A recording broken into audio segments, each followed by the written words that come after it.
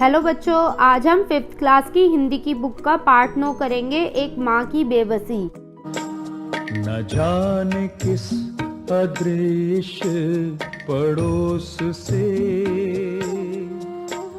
निकल कर आता था वो, न जाने किस अदृश्य पड़ोस से निकल कर आता था वो, खेलने हमारे साथ, खेलने हमारे साथ। रतन जो बोल नहीं सकता था, खेलता था हमारे साथ, खेलता था हमारे साथ। एक टूटे खिलौने की तरह देखने में हम बच्चों की तरह, था वो भी एक बच्चा।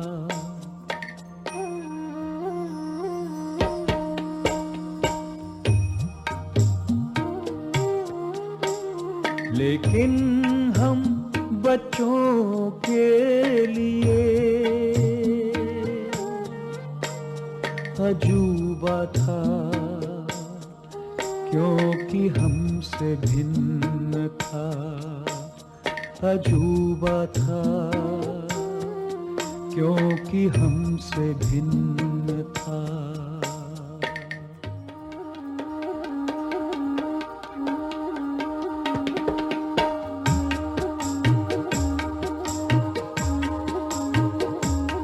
थोड़ा घबराते भी थे हम उससे, क्योंकि समझ नहीं पाते थे उसकी घबराहटों को।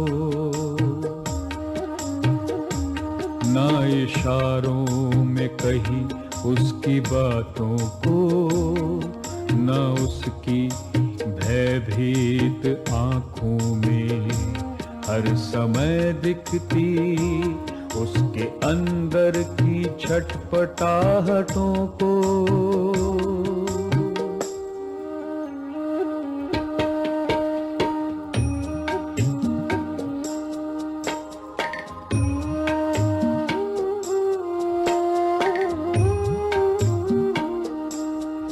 जितनी देर वो रहता पास बैठी उसकी माँ, निहारती रहती उसका खेलना।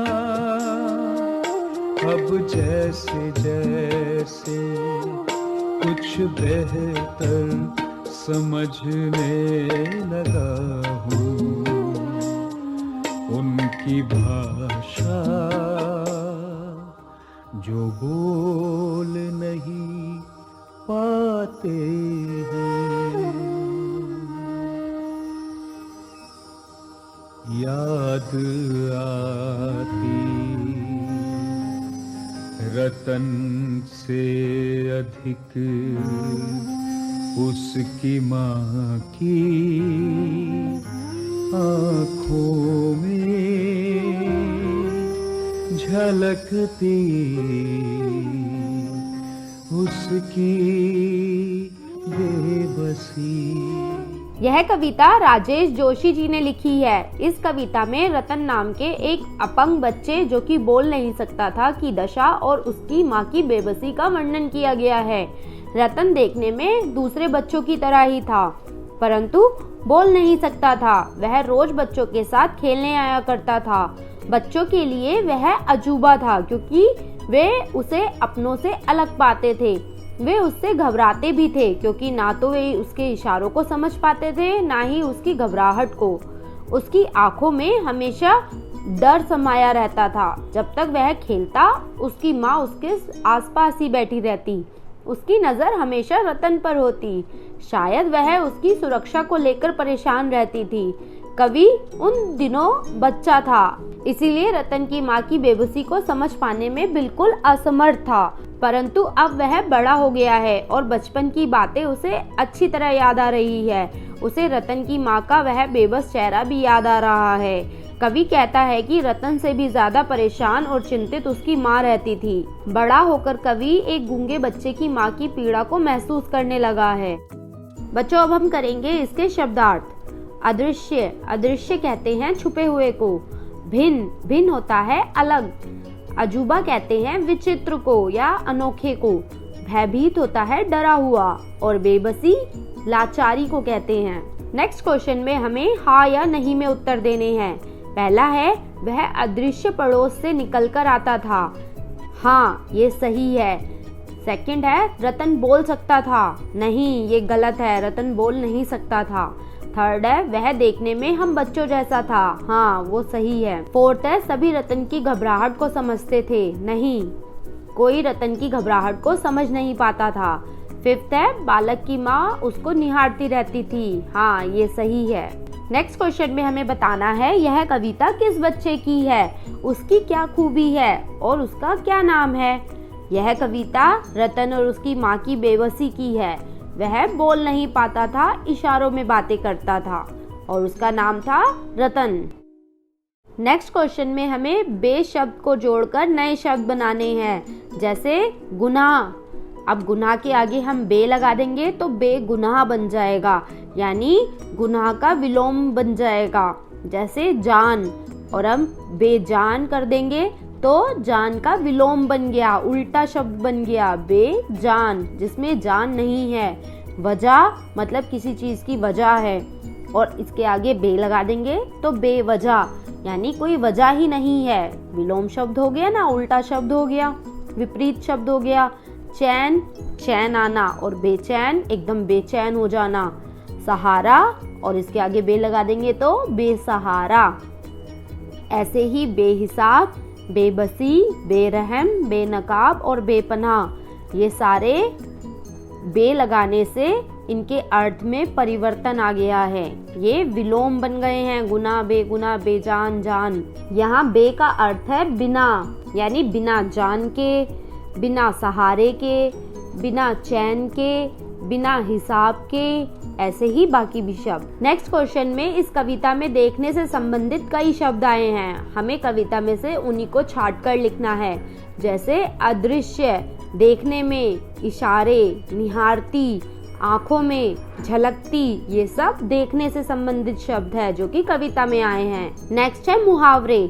हमें इन मुहावरों के वाक्य बनाने हैं। जैसे आंख दिखाना, आंख दिखाना, इसका वाक्य हो जाएगा मुझे आंखें मत दिखाओ, मतलब किसी को घूर के देखना।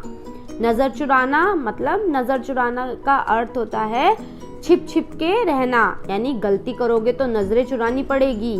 ये हो गया इसका वाक्य। तीसरा है आंख का तारा। आंख का तारे का अर्थ होता है बहुत प्यारा। क्षितिज अपनी माँ बाप की आंख का तारा है।